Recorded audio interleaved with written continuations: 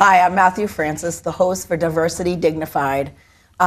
This episode is going to be very interesting because it's actually based on a previous episode that I had with Kurt Gilbert. The episode that I had with Kurt brought up a lot of issues, and so we're going to address some of these. So some of the issues, for example, are going to be, does trauma cause a person to be LGBT? Is there any kind of a link? Is there a correlation between mental illness and LGBT? We're going to address discrimination, employment discrimination, healthcare discrimination, and we're going to talk about maybe the church, if we have time, their role in the LGBT controversy, so to speak, and maybe or whether or not they should even have a role. So I'm very excited. Now, having said this mouthful to you, just want you to know that we're just sort of lay people here. We're only expressing our opinion, and not anyone on this panel could assert themselves as an expert, except for an expert in their own lives and their own experiences. And this panel doesn't assert that we corner the market on the answers to these issues. We're just opening the door, wanting to explore it, and hoping that it stimulates conversation in the community. Conversation, I believe, that is happening, and that it's time to get a little bit deeper about some of the things I brought up in these episodes. So thank you for joining us, and without further ado, we're going to launch right into it. Always, thank you, my guests, for being here. I appreciate you taking your time. And I would like to always start with the first question that I have is, would you mind introducing yourselves, including your pronouns, and a little bit about your sexual identity or your gender identity, just your basic backstory? And we'll start with you, Tom. Yeah, I'm Tom Handel, and pronouns is just him. Male pronouns. Male pronouns, thank you. And I am bisexual. I guess 7 years ago, I talked to my wife about that, and up to that point, I have kids, grandkids. We still see each other, my wife and I, but I also, I'm kind of fluid that way, so that's my story. Wonderful, thank you, Tom. I'm Robert Sangiovanni. I'm divorced as well with kids. Two of my kids are adults, but I identify as bisexual. I've kind of, I guess on the spectrum you might say, I've kind of gone, I tried to come out in my 20s as gay, and my parents basically said, you're not our son if you're gay, so I got married a year later and had kids to try to make them happy, and of course 10 years later I was, but there was a lot of other issues in the marriage, but I've also kind of dabbled in the whole gender spectrum of, at a few times I've identified as a trans female. Okay. I'm really strongly identify with feminine traits, especially like internally, but yeah, I mean, my pronouns are he, him, as of now. As of yet, yep. That's something that you're thinking about. Absolutely. Yeah. And like sexuality, gender is on the spectrum. It can be non-binary or fluid, so that goes too. And I have a 24-year-old daughter that's bisexual as well. A bisexual person. Great. Thank you, Robert. Sure. Hi, I'm Kurt Gilbert, and gay, and male. Male pronouns. Male pronouns, yes. Right, yeah. And been out for 25 years. Was married, divorced, pretty much been through it all. Yes, and you have a partner, a long-term partner now. Yeah, been together for like 17 years probably. 17, 18 years, that's wonderful. Yeah. Well, we're going to launch into some more serious questions. One question that I had that came up in the interview that I had with Kurt, Kurt and I both suffered from some mental illness. And during my research, and all these statistics, by the way, are coming from the Williams Institute, Boston Children's Hospital, and The Guardian. And they're all current. The latest is 2016. So 86% of LGBTQ folks, they suffer from mental health issues, predominantly in the area of post-traumatic stress disorder, depression, and anxiety. They are 4 times as likely to suffer from addictions. And 50% of transgender folks are on the autism spectrum disorder, with actually 80% of trans male, which is female to male, have autism spectrum disorder. That's coming from Boston Children's Hospital. So I'm curious, I will go systematically, if anyone on this panel thinks that this could be a result of discrimination, that mental health issues are so high, or is this maybe part of the intrinsic condition of being on the LGBT spectrum? And we'll start with you, Tom. I probably am not very qualified to answer that, just from my own experience. I've never been diagnosed with a mental health diagnosis. I lived, as a heterosexual, pretty much for over 50 years. And I did go to counseling 9 years ago, mostly because I self-identified that I wanted to be less angry, to manage my anger better, which is kind of snowballed into my disclosure, to myself and to my wife, but it never was pegged to a mental illness. I guess it could be an issue. I know that when I first it came more as a part, I came out and a year later, my wife asked for a separation, and that period I was rejected by everybody in my family. So I was very depressed. I was very depressed, but I was aware that I was depressed. So I upped my counseling sessions. I exercised more. I guess I've always enjoyed alcohol and recreational pot, but I don't think it increased or decreased anymore at that time. It was just a matter of having been in a situation for all my life where I was surrounded by everybody. I always had close family that I was involved with. In fact, I really didn't have as many friends. I didn't really get involved with friends as much as I did my family all the time. So after all those years, to be rejected by everybody was stressful, and I responded, I think, as anybody else would. You know what I mean? If I didn't have any kind of, I did feel sort of suicidal, and my counselor asked me to talk to my doctor about perhaps antidepressants. But when he talked about how I'd have to handle that, I didn't want to get into that. And I did do other things, went into meditation, Buddhism, like I said, exercise, lots of things, and just got into a better space in my own head about life in general, instead of just, focusing on the outside to look for my happiness, to look within, which actually helped me think more about my own, get clearer on my own sexuality too as well. So.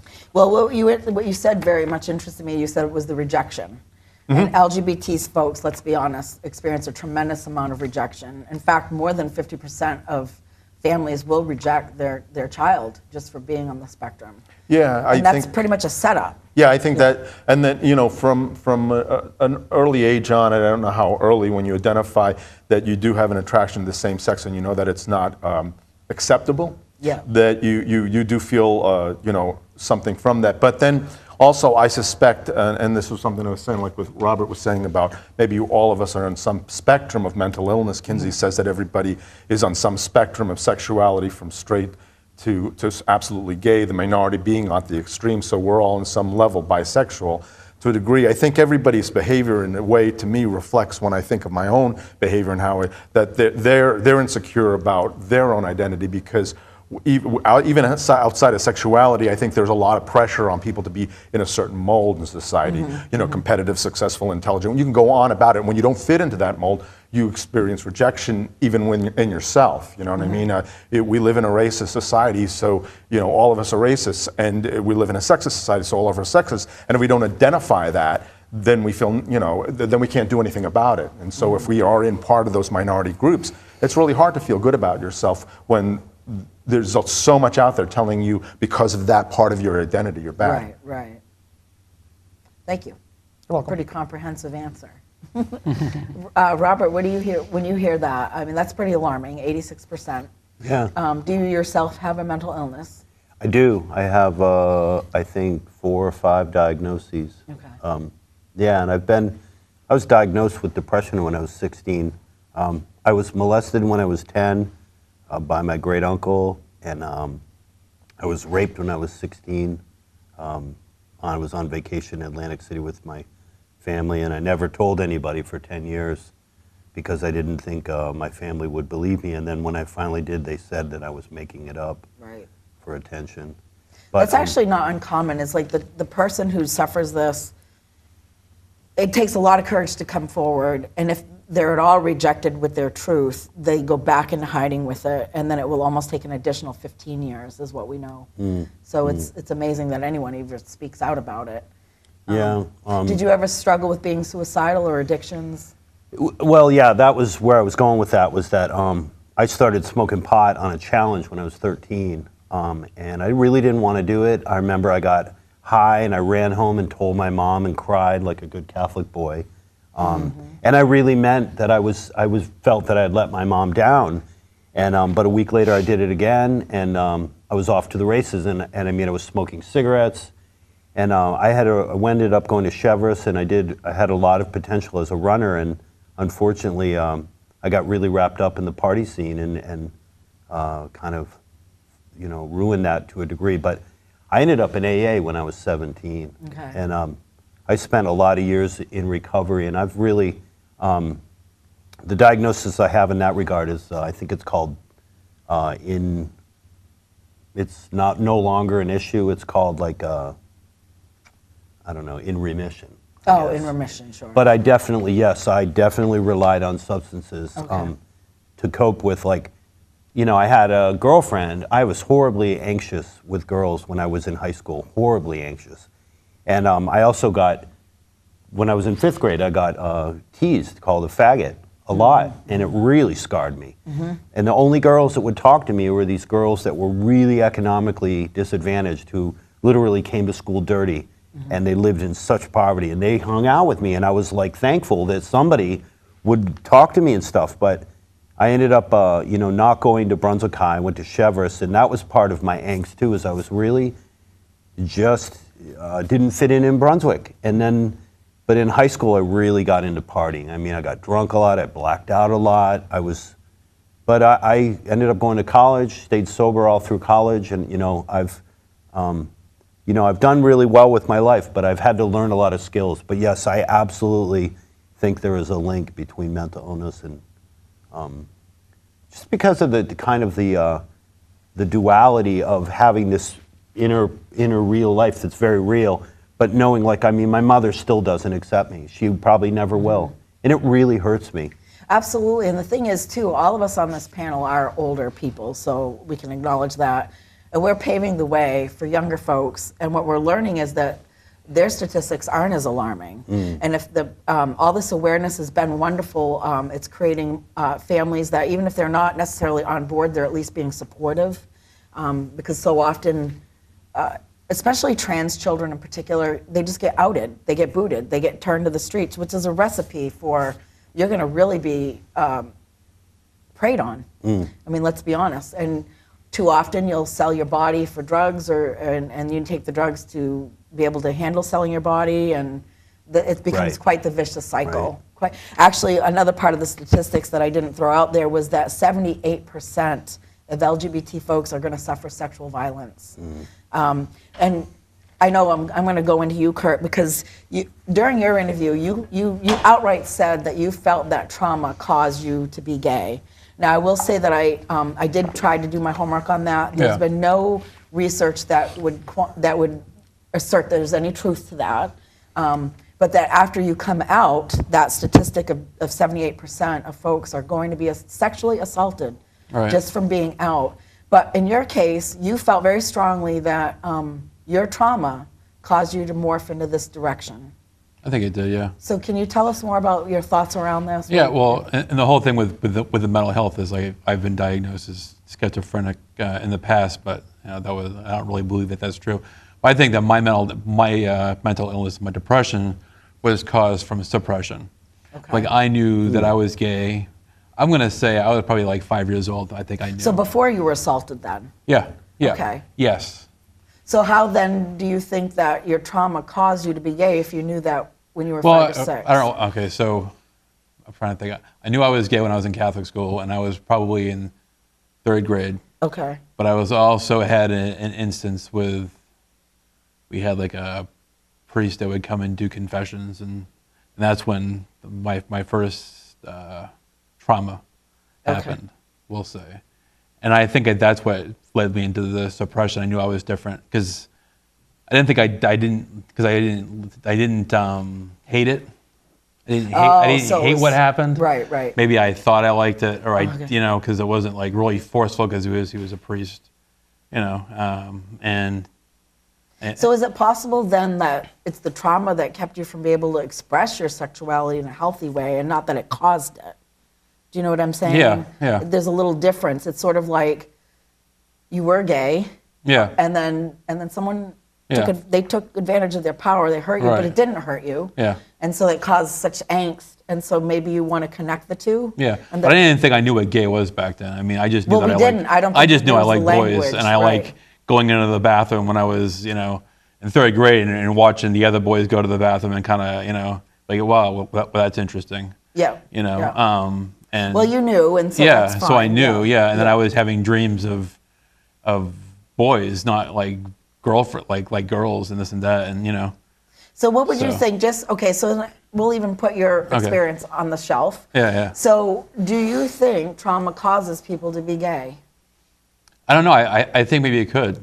You I mean, okay? I'm because I actually thought about that after I said it, and like I said, like I'm not really 100% sure, but I think it definitely. I mean, That there's a I could have been correlation. more bisexual, but I'm definitely not bisexual at all. It's like there's no way around that.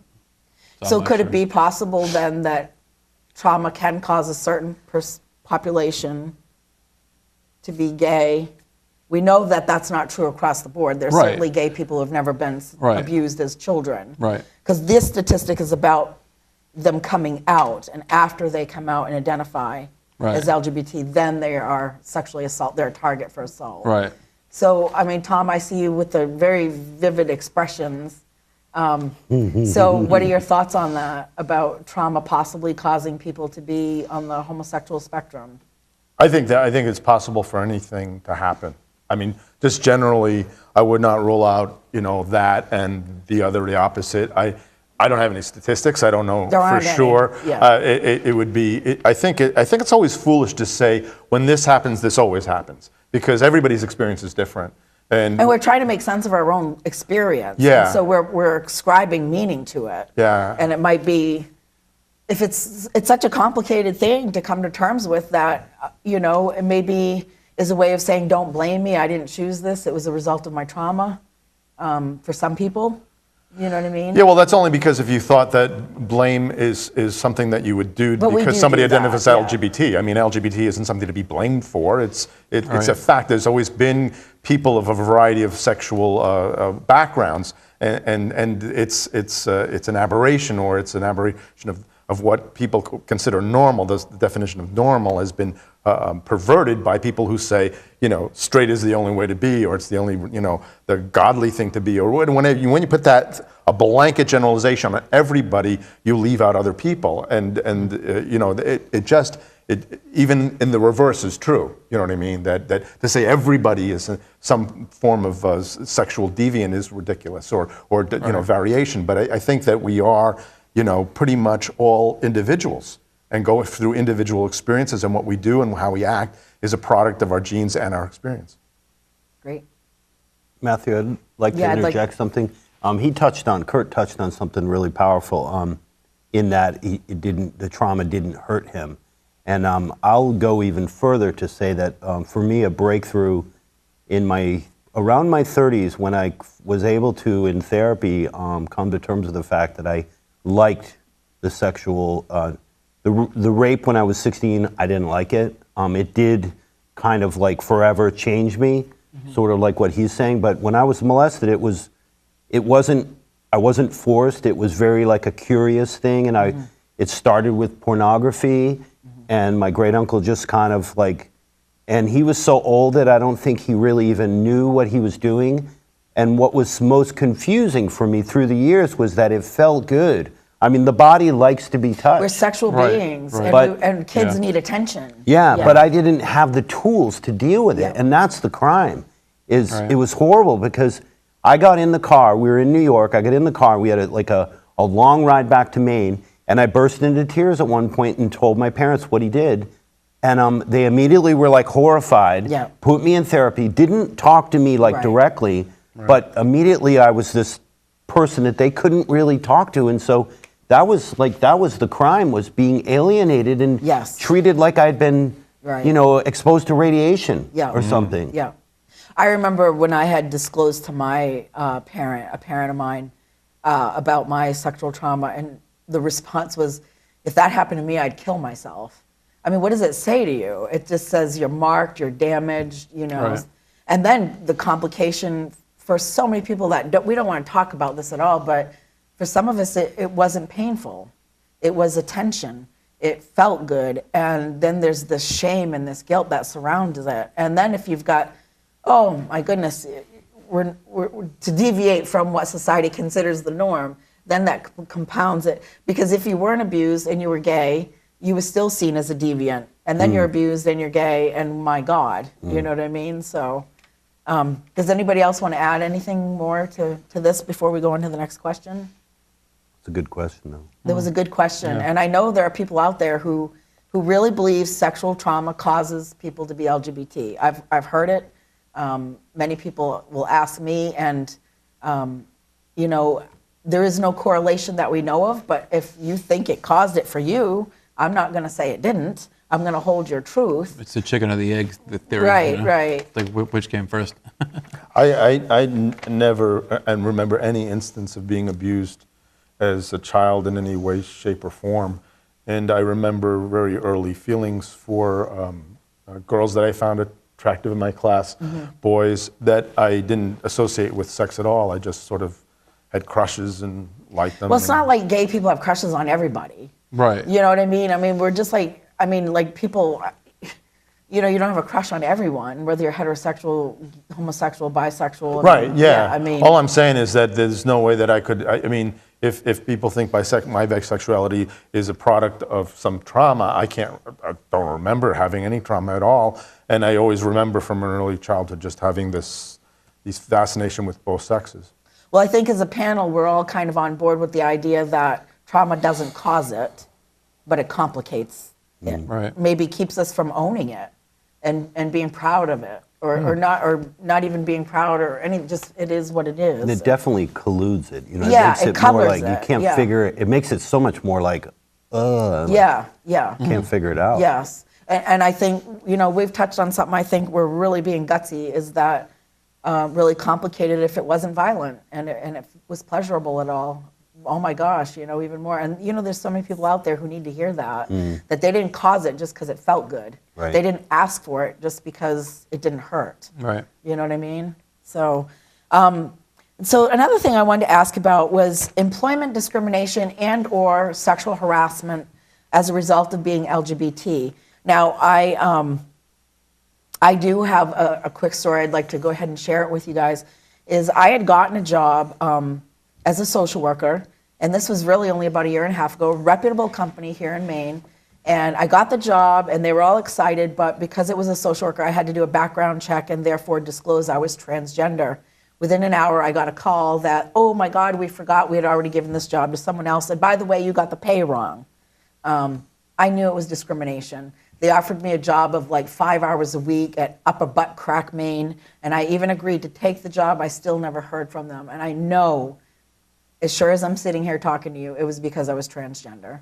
I had the job, and then supposedly they had given it to someone else and didn't even know.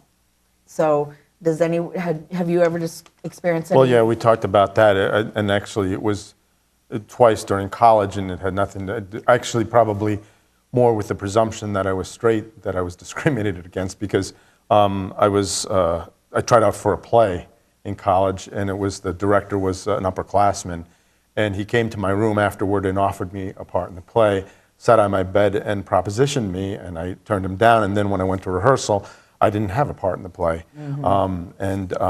I just let it go. But then at another point, professor called me up in my dorm, and he said that he was alone in his office drinking beer and playing with himself, and he remembered how I looked and thought, why should I do this by myself when you could help me? And I kind of laughed and said, yeah, what do you really want, knowing what it was? And then he did, took the hint. But when I got my grade, I had gotten all A's in the class except I failed one quiz, and he decided to make that most of the grade and was giving me a D.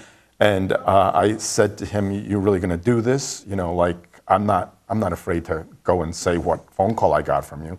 And he changed the grade, but he was about to, punish me for that. So, yeah, that's the only form of those are the two forms of sexual Well, that's harassment. good though that you're bringing this up. So this wasn't as you being perceived as bisexual or gay. This was just. Oh yeah. This no. just happened. Now, were these folks, were they gay, or? I presume so because they're both men.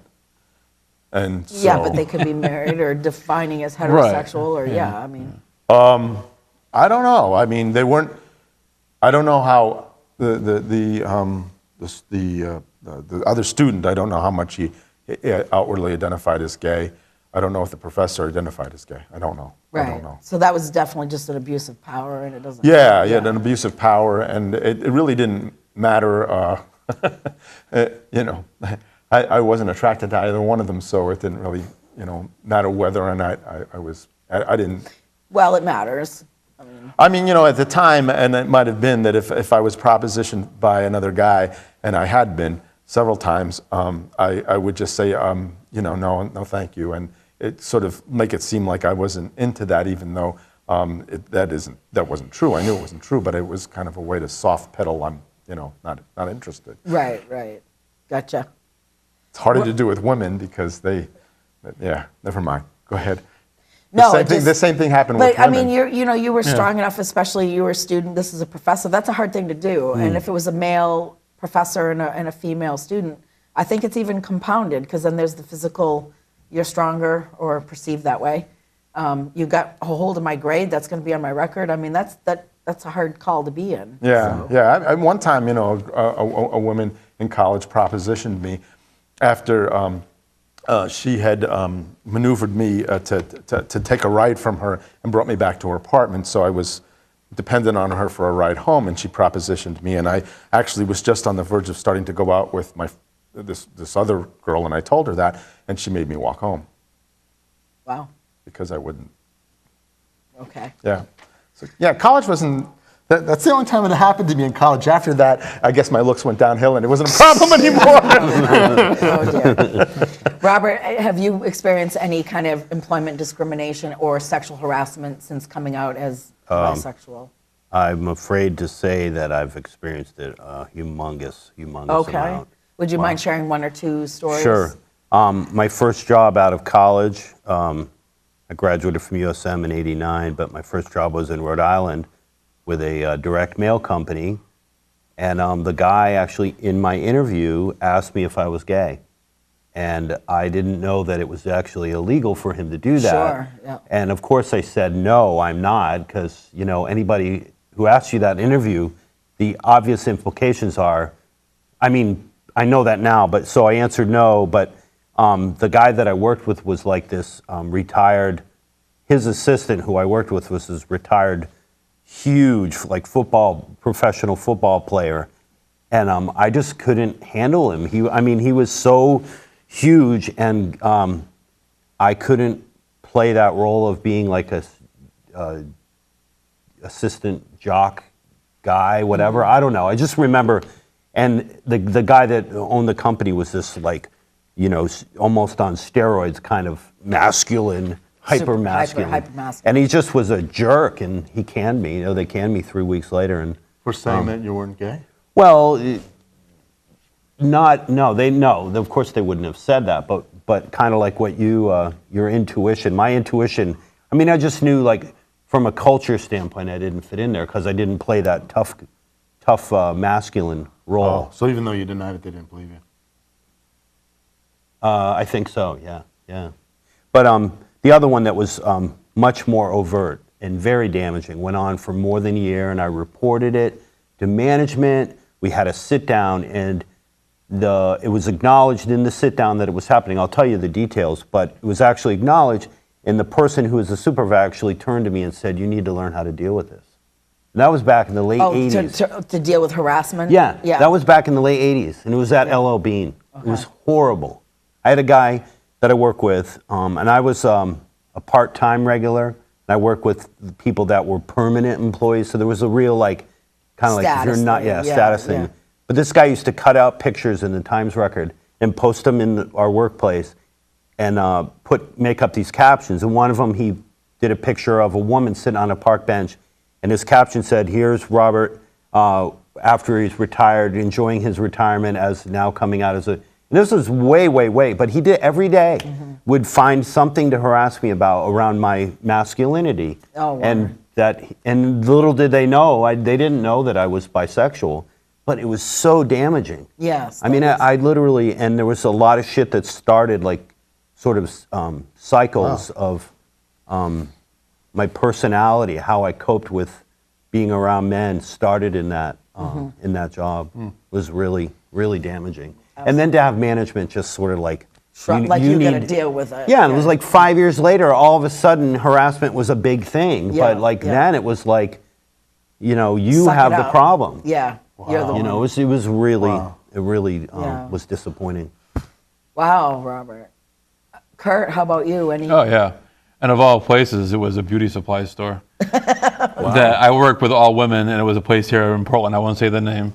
But I was the assistant manager, and some of the girls that worked there were, you know, like really, maybe they were like super Christian religious. And I remember it was part of when we were voting on the marriage, yes on 2 or 1, something like that. Which one was it? Was it yes on 1? I think. Yes on 1. So I was wearing a sticker because I was actually doing some volunteer work at the center, doing the calls and stuff, and they, like, you can't wear that in here.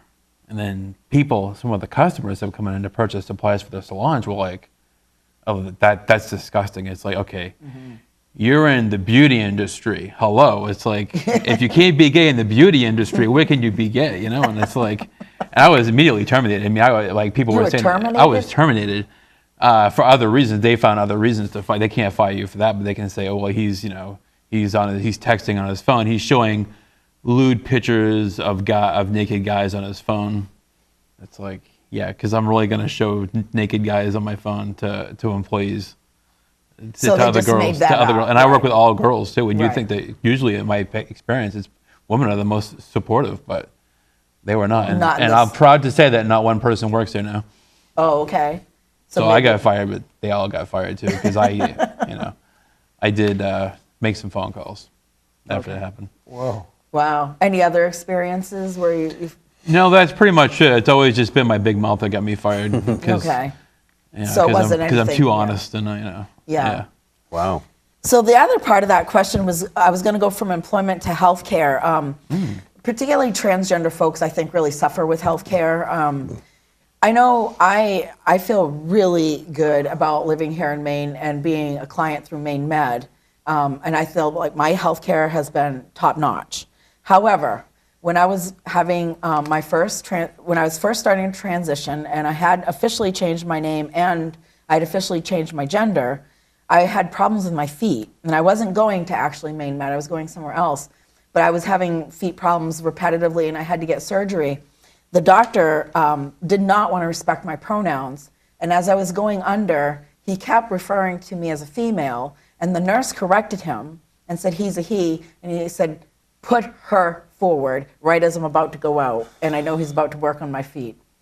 And I knew it was complete discrimination. He totally would not acknowledge my male status, and but I don't feel that personally that my healthcare has suffered, but I know that it can be an issue. So I'm wondering if you've had any experience in the healthcare where that's been an issue for you, Tom? No. Not at all? No. Okay. No. So you've gotten good care? Yeah, but I don't go to the doctor a lot, and plus I haven't been, like out at all. My doctor, I'm sure, is fully aware of my. Do they ever status. ask you your sexuality at all? Yeah, I guess. I mean, in the course of you know, an exam or something like that, it might come up, sexual activity and that sort of thing. My doctor, I chose my current doctor based on having talked to them, and they're being open. Some doctors aren't even open to being interviewed to be your doctor, but I picked him because he was open. I was looking for really a healthcare profession. Most doctors really don't know anything about health. They're not required to take classes in nutrition or anything like that, so they don't really know how to, you know, to be healthy. They just know how to, you know, apply a toxin that's less toxic than what you have. But they don't really know about health, so I don't really go that much to a doctor. The one that I do go to for regular checkups is very good. I chose him, so he wouldn't do that. No. Terrific. Robert, how about you? How have you felt your health care has been? You know, over the years, I'm in my early 50s, and over the years, it's kind of, you know, sort of like been a spectrum. At times, I felt that I wanted a female PCP because they're, you know, more sensitive in general. I would say almost all the time, they just have a more sensitive regard for me. And then at other times, I've sort of felt like, you know, a male provider would be like more understanding of what, I mean, my body is male, so I kind of agree with Tom. I've learned, partly because of, I've had a lot of trouble keeping jobs, so healthcare has been a real barrier. I've had a lot of economic barriers to it, to stable access. You know, like I'd get a job, I'd get health insurance, and then I'd get either quit or get fired or something, and so I learned how to, you know, do yoga and meditate Be and proactive. and take charge of myself. But in some ways, that's a good thing. But I guess I would say that, if I had my druthers, it would be really great if there were like bi or gay doctors who were open about it, who would, because I just think there's a lot more info about men's health in regards to being gay and bi that I think even straight men should look into. There's a lot of things like about prostate health that are, you know, I think, and I think, there's a lot of things I could say in that regard. Well, yeah, do you feel comfortable disclosing to your docs that you're bisexual? I do, yeah. I'm very, very And what comfortable. about the gender piece of it? Do you feel that comfortable talking to them that? No, not as much, because that's just, that's like, wow, that's a very core issue. That's even more core than It's a my real concern. sexuality. Imagine if you were to take that leap and become a transgender woman. You know what I'm Wow. saying? Yeah. I know, and what I love today is there's just so much freedom to sort of decide, you know, at any moment you can decide, this is who I am now, and there is no like, whoa, how come you changed your mind? It's like, because I did, you know, and I'm allowed to. But the way I grew up was like, you're either straight or gay, and if you're not, then there's something really wrong with you. Right. And that's such a sad thing to grow up with. We're very like, binary. Yeah, Male, very female, binary. Black, white, right, wrong, good, bad, you know, yes, no, you know. And I would like to add that too in that regard. Growing up, because in my 20s I had this boyfriend and I kind of fell for him, and then things kind of went sour, and then I sort of went from men to women thinking I'm either one or the other, and then in my 30s I sort of realized, wait, I think I'm just bisexual, because I had both desires. But what I didn't like was I would go to like gay clubs, you know, and be around like the gay community, and going to a gay club is really where you find it, unfortunately. But I felt like a lot of pressure to be a certain kind of person, and I didn't really feel that. And so I always felt like, well, I'm not gay because I don't want to be like that. And I'm leaving that very open. I'm not saying that it's any one thing, but I have felt pressure from the gay community to sort of like, oh, you're not bi, you're just in denial. Right. And then Pick I've had one or the other. They're just as guilty sometimes. Yeah. Maybe that's something we can be honest about, is that there's a lot of misunderstanding in both camps, so to speak. You know, the LGBT community wants inclusion, but needs to practice it as well. You know, and that we need to be tolerant of other people being different, you know, and questioning or being curious, you know. And also I think, and I'm going to say it as a trans person, if a person wants to detransition, so be it. You know, that you're not the same person that you were 20 years ago or you're going to be 20 years from now. And that you have a right to change your mind. You have a right, you have a right to decide you're heterosexual. You have a right to decide I don't want to do this. It's too hard, or I just don't want to do it, you know, and that we can do that. So Kurt, how's your healthcare experience been? My healthcare has been great, but I do believe like you do have to find a doctor that you're comfortable with. Absolutely. And because I mean, especially if you're gay, you have to be open with them if you really want to get treated as a whole. Yeah. You can't be okay. Well, it's like but now it's like I feel like most doctors will ask you, well, you know, are you practicing anal sex, which I never would, and I'd be like, no. But it's good that they're asking because there's certain tests that have to be done because you can get like certain. And that's a good question to ask a heterosexual. Yeah, couple. I mean, exactly. some of them practice anal sex. Actually, they sure do, right? Yeah. Yeah, but I always thought, I did think it was. I was pretty happy that my doctor, was asking those questions, and then I saw a urologist, and he was, the same questions too, which is nice, Now you've been out longer than anyone on this panel for 25 years. Have you noticed an improvement in awareness, or like when you were younger, were you more hiding this from your healthcare? I was, but it seems when I was younger, I was more promiscuous, so I was constantly getting AIDS tested. Sure.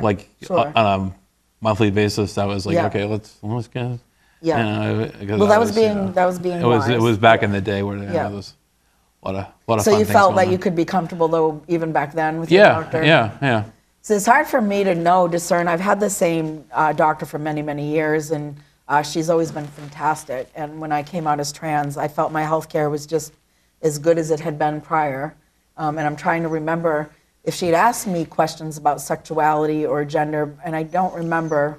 But I bet the awareness is up to snuff now. Yeah. That Things have changed. That people are thinking to ask and getting trained and so on. So. I just want to add too that I think there's always room, kind of like what you said, there's always room for more sensitivity. Like I had a new PCP in the last year. I saw her once, and she just was so judgmental. She read my chart about my diagnosis and looked at me and said, "What?" And I felt myself cave in inside. Yes. And it's like I kept talking to her, finished the interview, and when I got home, and I was like, I do not want to repeat that. Right. It was just the vibe. It was yeah. I'm very sensitive, but I've also learned to realize that in treatment that my sensitivity can kind of get me in trouble. I've learned to kind of through the help of good friends, be able to kind of get feedback. Like, am I taking this too seriously? Or I think sensitive people simply raise the bar for how we should treat each other.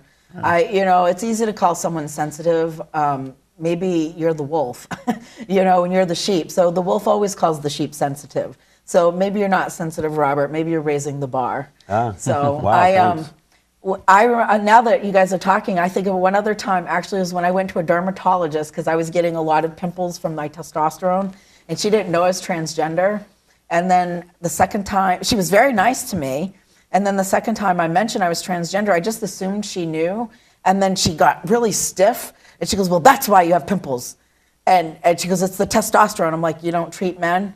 And boom, I was out. She gave me a script, didn't talk to me, and that was clearly a transgender issue. And I found that remarkable. So I guess, yes, of course it was the testosterone. And you know what I mean? But somehow me being transgender, that was a big deal for her. Otherwise, my health care has been top notch. I do want to say both of those incidents were not with Maine Med, and I don't know why I'm advocating them, but I feel that I've had really good care at Maine Med. So now the other question, I think we have time. I think this is a loaded question. I know Kurt's a Christian and I'm a Christian. I know you're a Buddhist, but all of you were raised Catholic, it sounds like. Yeah. So you all. So one thing the church, I suppose, particularly Catholicism and LGBT, have a long history of clashing. And the church, I know, sometimes feels there's a gay agenda, and I know LGBT people sometimes feel like the church has an agenda. And I'm wondering what your thoughts are about this. I guess I'm wondering, we know the church has had a strong role. That's why LGBT people have had to fight so hard for equality in so many areas. We know in New Hampshire, for example, there's a student who got kicked out of a Christian school. In fact, I interviewed him twice. And here he is his senior year, and they don't want him back, even though he's a top student. He was the valedictorian, and they're, and I'm wondering, what you think the church's role should be. You know, they're always screaming separation of church and state. Maybe they should step out of some areas of business, so to speak. I know I go to East Point, which is Maine's only mega church, and they do know I'm transgender. I feel very welcomed there. I find it dreadful to think that a church would preclude anyone from going or advocate any kind of discrimination in the name of Jesus. I just find that astounding, but it does happen. And so I'm leaving this question open-ended and just like jump on it. So starting with you again, Tom. Jump on it. Yeah, well, we started this discussion because, I mean, before the show started, we were talking about, you know, being Catholic, the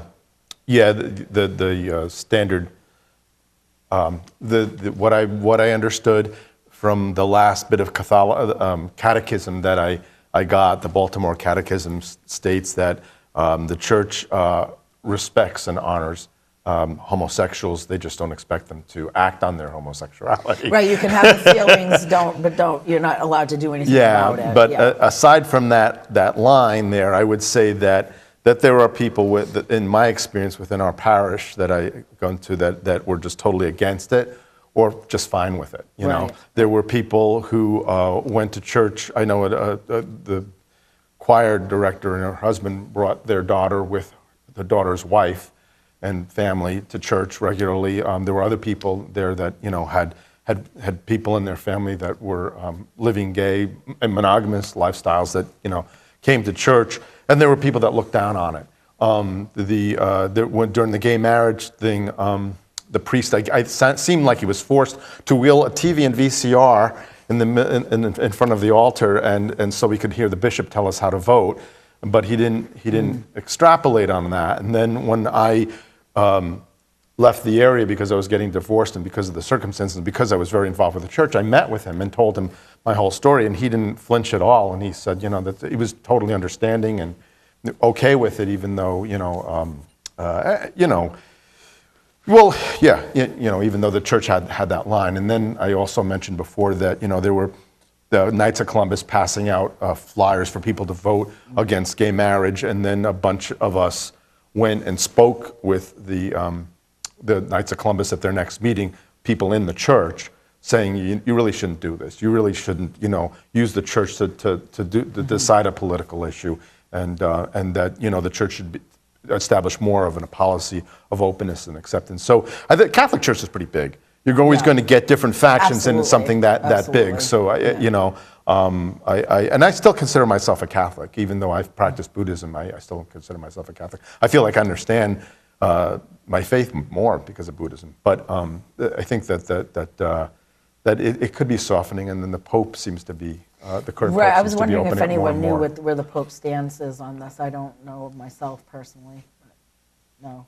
I think he's got enough to deal with all the altar boys that were molested and stuff like that. They're like, Yeah, I mean, they're the ones to speak, but it's really, I mean, the Catholic Church is really, you know, and I don't know how you feel because you're old Catholic, but it's probably the most horrific organization in the history of the planet, and probably the most benevolent as well, but, you know, they've committed more atrocities than any other organization or country that's ever existed, I think. So I think it's a good representation of the human race. yeah. Robert, you have any? Well, yeah, I mean, I was groped by my track coach at Chevrolet, who was a lay person. Twice I was groped. And then my soccer coach was, he's now in jail. He didn't actually assault me, but he's psychologically what they call grooming. Yes. He totally did the whole mess with my grades to try to break me down, bad. Wow. It was really, and I ended up quitting soccer because of him. He would put me in the game and take me out 2 minutes later. And he tried to break me down, tried to get me to really go, oh, what do I have to do to make you like me? And by then I was a little wiser, but I've done a lot. There's this Netflix show on called The Keepers, which is actually really hard to watch. I can't believe how intense it is. It has to do with a couple of priests and what they did at an all-girls school. But the level of malevolence that priests participate in in regards to, you know, spirituality to me, or even religion, is a really sacred thing to me. You know, someone's faith is very powerful. And to like sort of like mess with that, especially for your own gain sexually, let alone, you know, monetarily, for any gain, is just like, I just, you know, I look at my own life and some of the things I've done wrong, and, you know, and I question myself, but I look at those crimes to me, against children especially, is just like, wow, how do you live with yourself? Yeah, it's just, and I don't, you know, I don't go to Catholic Church anymore. I definitely still have a relationship with Jesus, but it's not, you know, it's not what it used to be. But I also, you know, I guess I'd say I'm a Buddhist. I also, you know, have studied other religions. But I have met some Jesuits at Cheverus that were really open-minded, wonderful priests. You know, it's not all priests are bad, you know. Absolutely not. Right, right. But I'm glad too, I'll just say this for you, having read your book and knowing some stuff about your life, I'm so glad, and maybe the same could be said for you, Kurt, that religion, you found a place to be who you are in the world of religion that you want to be in. I think that's very good. It can probably is hard too, I imagine. You maybe have faced a little. Well, I know Kurt and I have talked about this, and you're going to get a chance to speak too, is, you know, I mean, the church's stance, and I'm just going to say Christian church's stance, so not specific to Catholicism, but Baptist, Congregationalist, whatever, has often been that homosexuality is a sin. And I, you know, before I realized I was trans, I guess I thought I was gay. I didn't know the difference, which one is sexuality, who you're attracted to, and the other is how you identify your gender. And but I couldn't give up my love for Jesus, and I knew he loved me, and so I didn't know how that all fit in. And I don't know, when I think of a church, you know, turning someone away or saying, like, you might be happier elsewhere, it doesn't make any sense to me when you follow the words of Jesus, who, I might add, never said a peep about this issue. I mean, you can quote the Bible a few things, but it's not in there where Jesus condemns homosexuality or being transgender. There's nothing. And I think he was pretty vocal about the things he cared about. So, Kurt, your experience. Yeah, well, it's like, well, they, you know, it's like in the Catholic Church, it's like they take divorces very seriously too. They take divorce very seriously. But they'll accept you. Yes. Homosexuality, not so much. And and with a lot of the Christian churches, which I've noticed, they're like, well, if you're gay, that's okay, but you can't keep practicing it. You have to stop. You can't act on it. You can't stop it. You can't go any further in the church. Right. That's how they perceive. And they don't do that, right? If you were divorced, you could go, you could advance. But they'll take you and they'll study with you and nurture you, but you just can't go any further because while you're still doing, you're still committing a sin in their eyes. It's like, but you still, you know, it's like, because you can't. It's like, you know, you can't go to a confession every week and then get your sin forgiven and then do the same one again. It's like, you know, if you're going to be a Christian in this church, you can't practice homosexuality, you can't be gay. You have to completely abstain from everything, basically, which is weird, you know, and like a lot of the churches I've been to, the males study with the males, which I think is, you know, I mean, it's kind of bizarre because I guess with the Me Too movement, they don't want, you know, women to feel uncomfortable learning about the Bible from a male, because they don't, you know, you hear about all these evangelists that kind of go, you know, a little loopy and, you know, and rape or whatever. But for me, it's like, I really, because of my past and my molestations, I'm very standoffish to men. It's like I'm gay, but I don't feel comfortable with men. I'm more comfortable with women because a woman has never done anything bad to me. Right, so it's safer. So women are very safer. Yeah, they're not a threat. Right. Yeah. Like a woman can't do anything. I you know, really, other than hurt my feelings, you know. But you know, so it's, to me, and that's like with the doctor. I was kind of thinking of the same thing. It's like sometimes when I was in a doctor's office, like, oh, I wish it was a woman instead of a guy, because, you know, especially if they're touching you during a physical, it's like you don't want to get anything to happen, because then you're embarrassed, you know. Especially a urologist. Yeah. So How's your faith now, though? I mean, It's still sketchy. It's like I'm actually beginning to just kind of step away from it. okay. And just because I'm Is it happier. because you feel I'm happier judged with myself. Yeah. The rest I read of the Bible and dissect it and listen to what other people say. And the church, I mean, we can't deny that Christians, it's so unfortunate, but they have a reputation for being judgy. Yeah. They have a reputation, and I don't know why this sin seems to, sin, even listen to me speak, right? If you do think it's a sin, though, Yeah. why this one is so much more important than any other sin, why it has some hierarchy up there. Right, because all the Right. sins are all equal. Right. So if A you sin want to is a look at sin, it as yeah. a sin, I suppose if you're going to look at it as a sin, I don't even know what to say. I don't know what to say. But if you do, why would you elevate it more than any Well, other? I don't know. This is just conjecture on my part, but the religion, Catholic religion at least, and a lot of religions, the religious part, aside from the spirituality, was created by governments to control people, and you control people, and get more control. The more people that you have will support your issues. So, I believe that the importance not just to be straight, but to produce a lot of children was to produce armies and produce power so that you can defeat other people, so that you could use the populace to fight the holy wars and that sort of thing. I think it goes back to the very foundation of the church, that a lot of the parts of the Bible that were accepted, and then we know that there were parts of the Bible that people don't even read, all fostered this whole idea of making a government more powerful. I think it's a lot of religions. Which is do that. ironic because it is supposed to be a separation of church and state, but they're really quite. Well, no. I mean, that's the United States. I mean, that there was no separation of church and state in Middle Age, the Middle Ages in Europe.